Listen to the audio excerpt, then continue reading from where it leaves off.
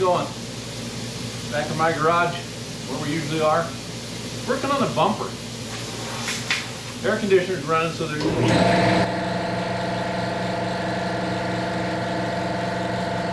the air compressor. Hang on.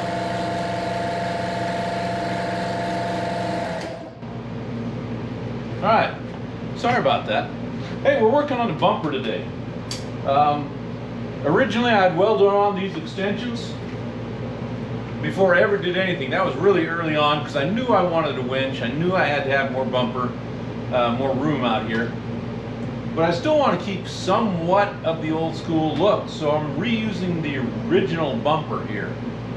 And right now I'm using the plasma cutter. I'm cutting out a hole for the furling, for the cable to come through from the winch.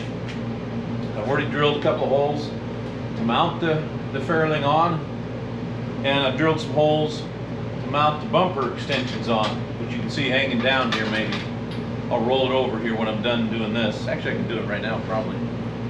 There, can you see these? Alright. I initially tacked these onto the bumper, both sides, when I was mocking it all up, so I'd know where the bolt holes were. But I didn't do a very good job of tacking, and one of them fell off when I was banging on it. So, but anyway, now they're bolted in place. 2 bolts on each side. I did drill the extensions for 4 bolts, but my bits are getting dull, so I think I'm just going to stop at 2. That's certainly not going to hurt it any. And there's holes drilled in the extensions. So I'm going to cut this out. I'm going to mount this on the truck, put the furling on it, and then look at how the winch is going to go. It's one of those big 84, 72, I think is the number, Warren winches. It's on the bench there. You might have seen it in a mock-up. And we're going to see how that works. And if I can find the original big square bolts, I will put them in the holes and just cut them flush on the back side and weld them in there so it looks like they're there. Of course, I won't need the middle one. That whole piece is coming out. So let me finish cutting this up and then we'll get to it.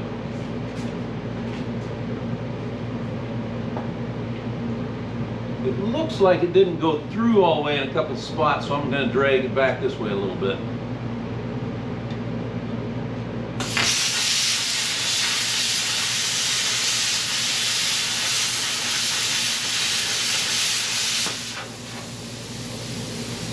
I tend to wander with it, which I shouldn't do, but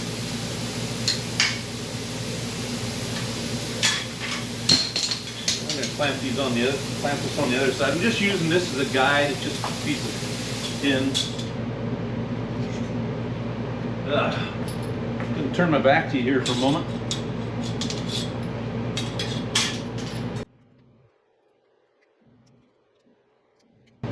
This hole really is not, doesn't have to be a certain width really. It just got to be bigger than the opening between the rollers on the furling. So I think I'm cutting it at 1.25 inches, and then I'll grind it smooth, and that'll make it a little bit bigger, and should be good. Throw sparks all over myself.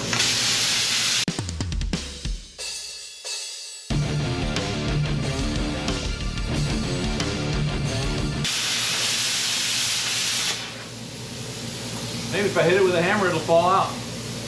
Probably not. We'll find out. Oh, notice the safety gear here. Fiberglass blanket protecting my legs and my flip-flops. Let's see what a hammer does. Small hammer. If it comes out with a small hammer, I'll be impressed. Uh-oh. There's part of it.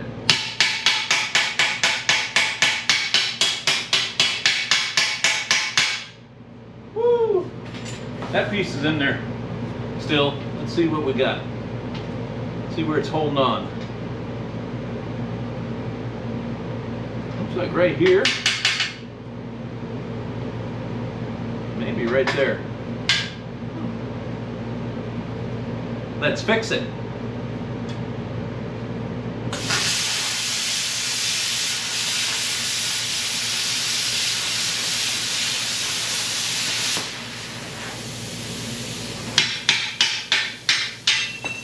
goes. All right. Got a hole.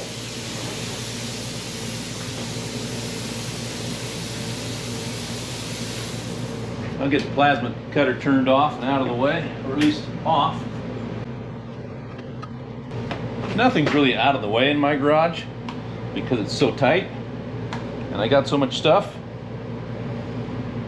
A shop twice this size would be necessary just to hold all my stuff. I really like trying to stick with the old stuff on the truck. You know, the old pieces and parts, and I'm trying to reuse most of the old bolts that I find. And I think having this old bumper up there might look kind of cool. We may even take it and torch it here at the ends and bend them in a little bit just to make the approach angle on the tires a little better. I don't know. Not that we're really gonna need it, but maybe it'll look cool. I don't know. We're gonna find out. Anyway, there's a bunch of slag on this. I'm just gonna grind it off.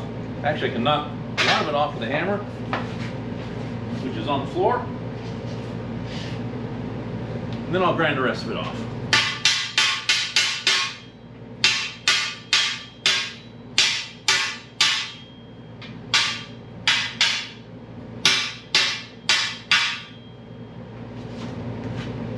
Hearing protection.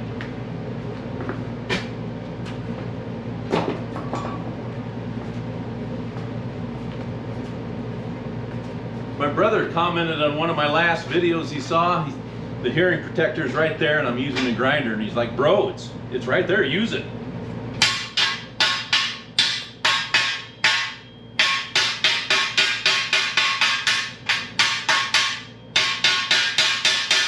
So Keith, I'm using it.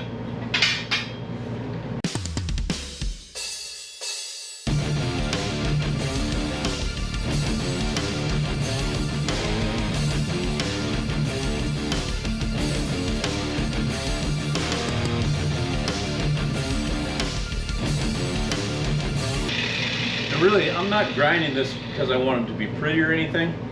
I'm grinding it to make the edges smooth because the cable will pass through here. And the Fairlink should keep it off of this, but as I'm looking at it over here, the drum that the spool is on is about this wide. So it actually will come across as it's going back and forth all the way out to these edges, even though the Fairlink on this side will be a little bit shorter, a little bit tighter. So I'm just going to smooth the edges. I'm going to flip it over now and smooth that side of it and call it good.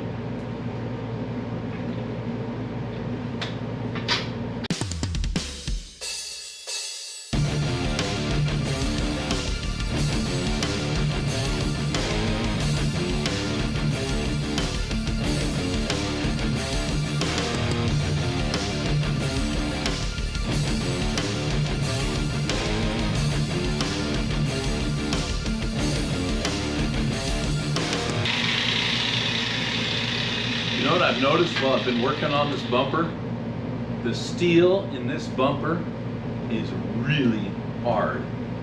It is, I mean, this is one of the best discs I've ever found, and it's a 40 grit. And it takes a lot to take it off. And the same with drilling. I couldn't believe how hard this was to drill.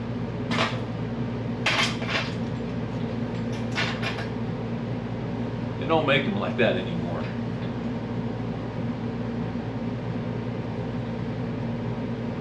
That is for sure.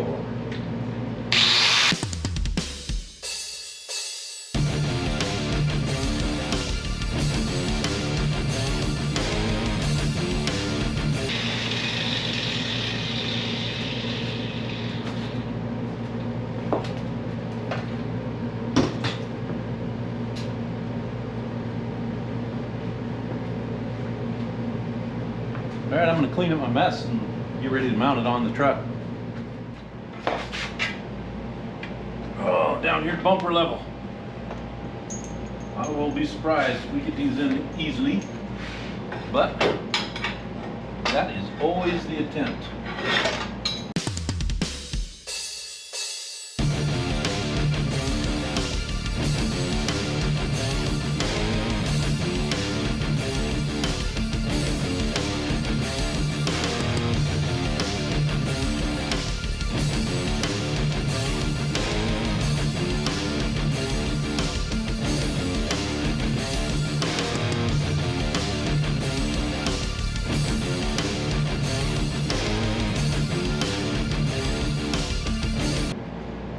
try to break my wrist.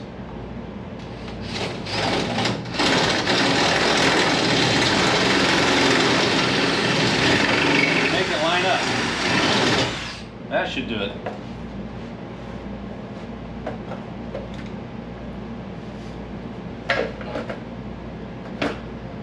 The fact that it did that without catching and breaking my wrist means it's going to be a good day.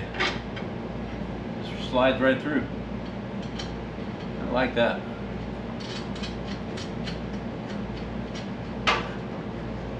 Alright, now these aren't tight. The bumper's held good enough. Let's go get the fairing.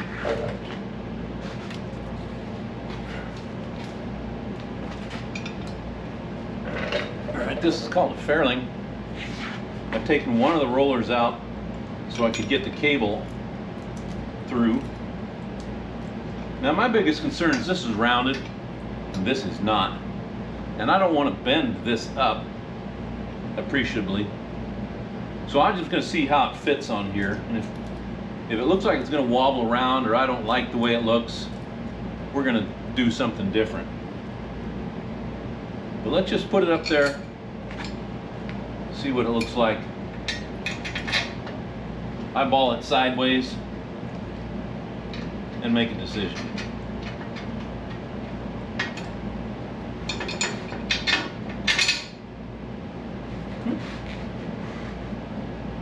Got an extra washer. We'll put that one right there.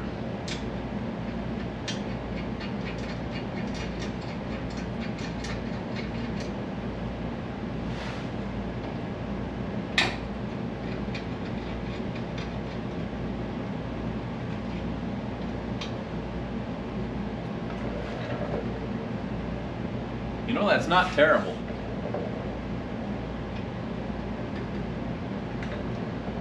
That's not terrible. Of course, none of these bolts are tight yet.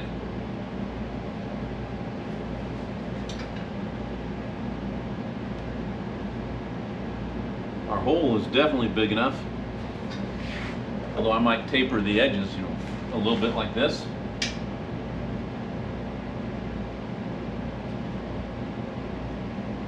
Just to give it a little more clearance for the cable.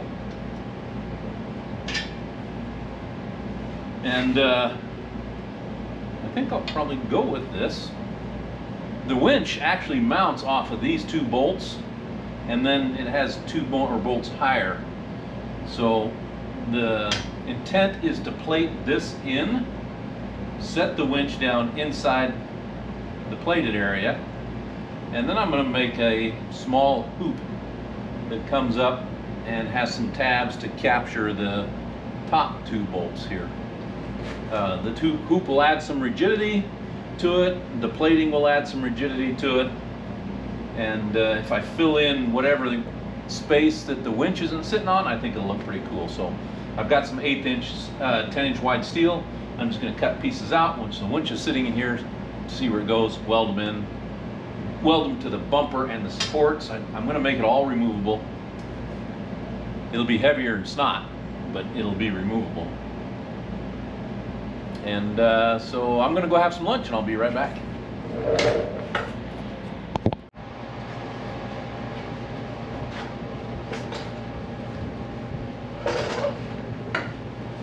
All right, as you can see, the winch is in place. It's mocked up. I have a ratchet strap around it because it holds the two halves of the case together.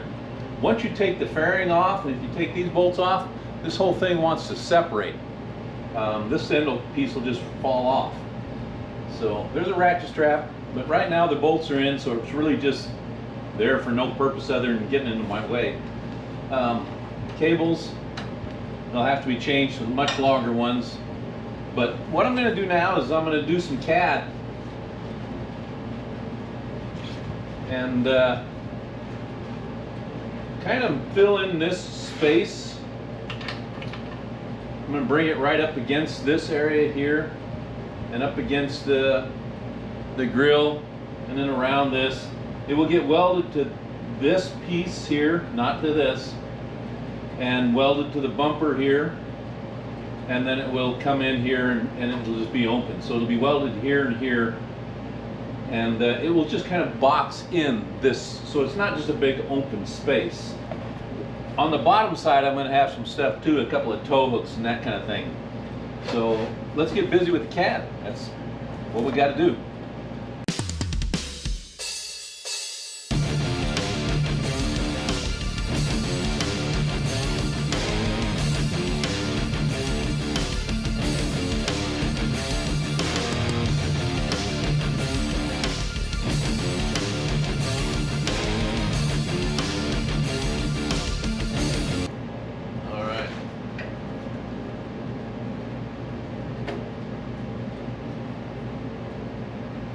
Well, that's almost perfect.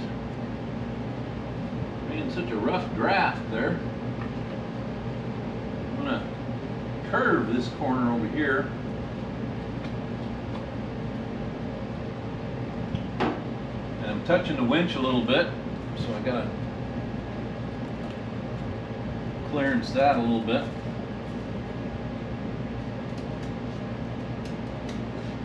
Curving it for no reason other than it will look better that way. I gotta clearance a little bit off here so it doesn't hit the winch. Bring it right up to the lip. I'll leave just a little space right here to do the welding. But that's almost spot on perfect. A little bit more off this edge. Now I'd like to say I'm going to go put this on my plasma table and just let it cut it out, but that ain't happening because I ain't got one. I have a plasma cutter and I have a small table, but I got to do it by hand.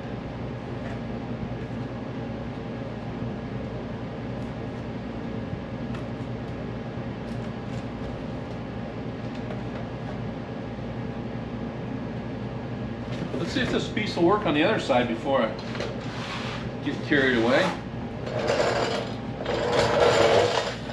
Oh, nope. That's for sure. You guys can probably see that.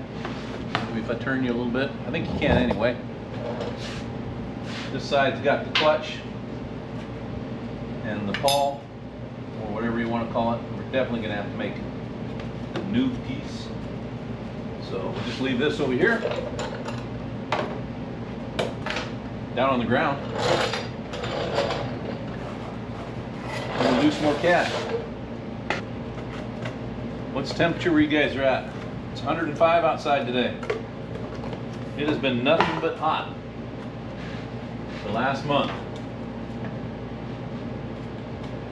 Let's round this corner, kind of like we did the other one. One, to make it look better. Two, to keep it out of the way of the horn.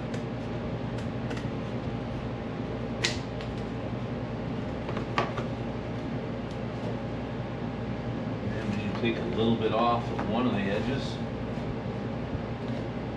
Let's do it off of that edge and that edge. Don't want anything binding up on that, catching that clutch or the I call it a parking pawl.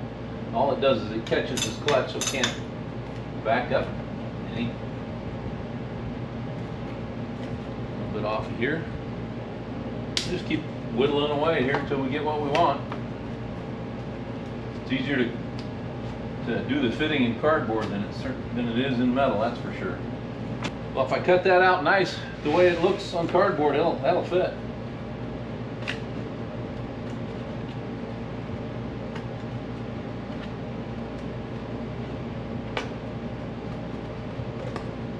All right, I'm going to set up the plasma table and I'll get cutting. Well, good morning, everyone. It's a new day.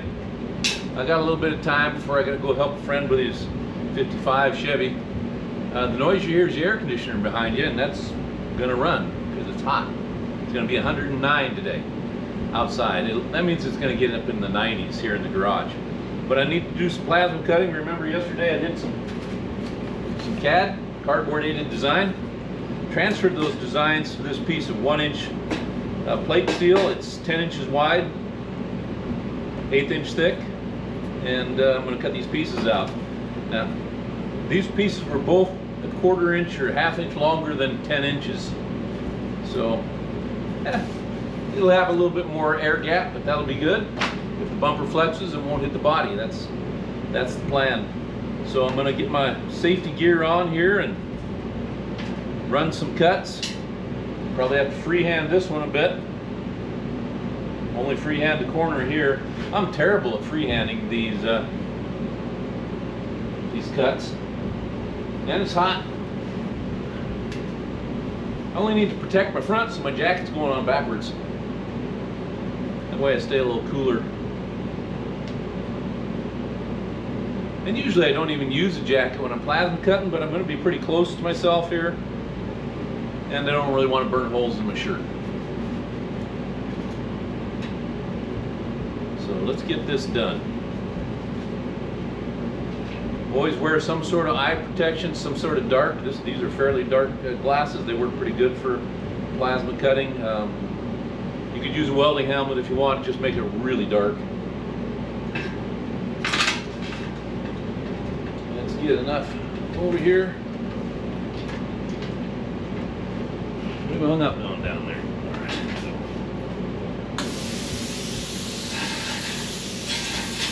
Always like to make sure I got the air on. Now this tip cuts about 1/4 inch away when I put it on the line. So that's just what I do. I just try to eyeball about 1/4 inch.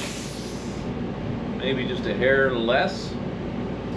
And then I give it a straight pull. This is a cutting tip on it. I can't see the X's in the front of it. If you just have a straight tip, it looks kind of pointed. That one's, it'll do the cutting, but it tends to wander the arc a little bit. This gives a straighter arc for some reason. I don't know why, but I've used them both. Every time I use the pointed tip, I get a cut that goes off with one side or the other, even if I'm holding my torch straight. So this one seems to do a better job for straight cuts. The other one's definitely better for gouging. Make sure I can make the full pass. Pull the trigger, watch it burn through, and then pull it along.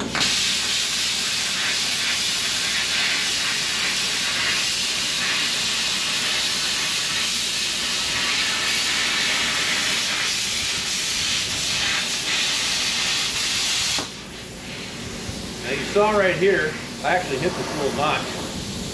That the sparks came out the top and around. That means that you weren't blowing clear through. So I'm going to make just one more pass right there. And you'll see if the sparks are coming all over up here, I'm not burning through the metal. And if they're coming out all down below, I'm burning through the metal. And that's a factor of the power you have it set at and the speed you're pulling it at. I increased as I was going along, increased my speed because I was cutting through just fine.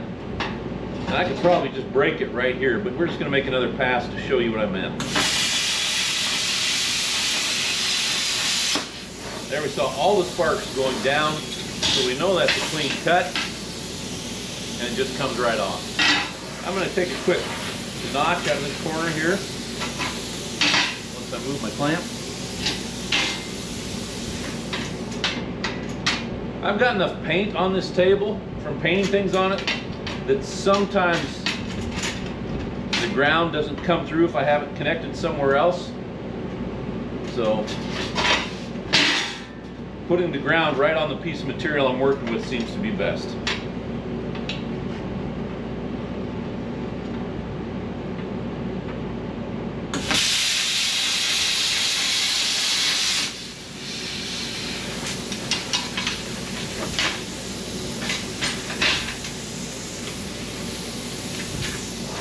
There we go. Everything else will be shaped with a grinder. Actually a flat disc probably. Let's take a look at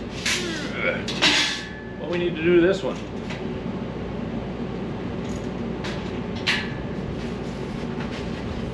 This one has this shape in it. So that's a lot of freehand. Or I can find something with this radius and set it on there. But we're just gonna make one cut straight here by freehand. I'll make this with the guide. I'll come down here. I'll probably finish it with the guide, and then I'll just connect the dots.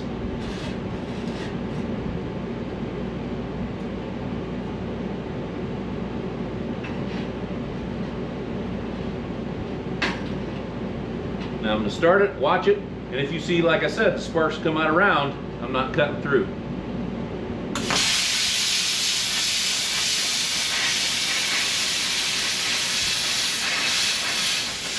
I go a little bit past where I want to turn. Well, let's do the turn first. Now I've got a clamp that fits around here, and then got an extension somewhere up there, and then a pointy thing so you can stick it in there, adjust your distance, and rotate. But this is so uncritical, I'm just going to put my hand here, and I'm going to use that for my rotation. I'm just going to rotate right on one of my knuckles, like that. I'm just rotating on my knuckle. So let's see how I do.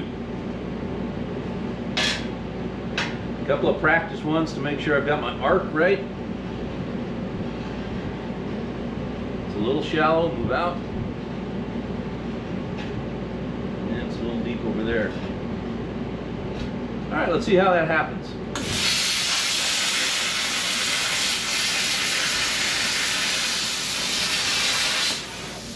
Well, that's a little wavy, but pretty good. I'll finish with a straight.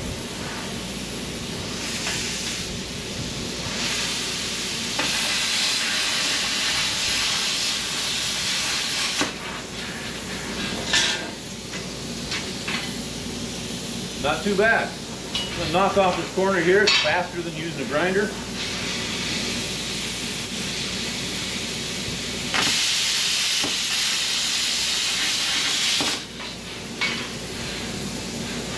There we go, a little bit of flap disc.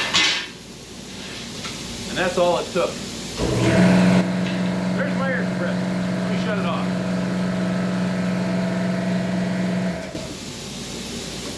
All right, the reason you hear the air compressor comes on, I don't know if you guys have done plasma cutting before, but you have to have air blowing through here, forcing that arc where you want it to go, and blasting the burnt metal out of the way. This is actually vaporizing this metal. I mean, it melts it too, but it vaporizes it. This little ridge here is not all the metal that we blew out of there. And another cool thing about plasma cutting is if you take a small hammer,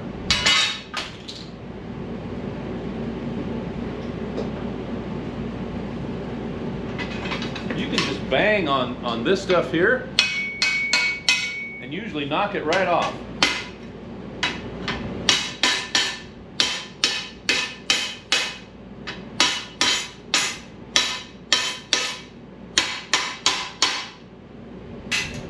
Now there's a little bit left that probably burned on too hard, but it's gone off here. It's gone from right here.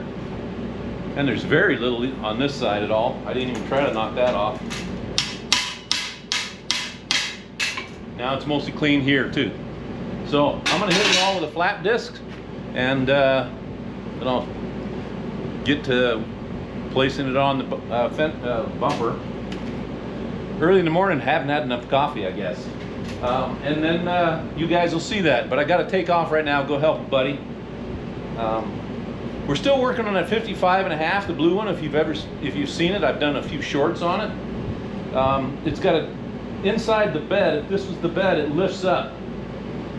And we put the struts on it the other day, and the struts are so strong that they actually push the lift portion forward a ½ inch, and so it's not wanting to close. So we got to do some adjustment on that. But I'll show that to you in a future video. So hang on, I'll be right back.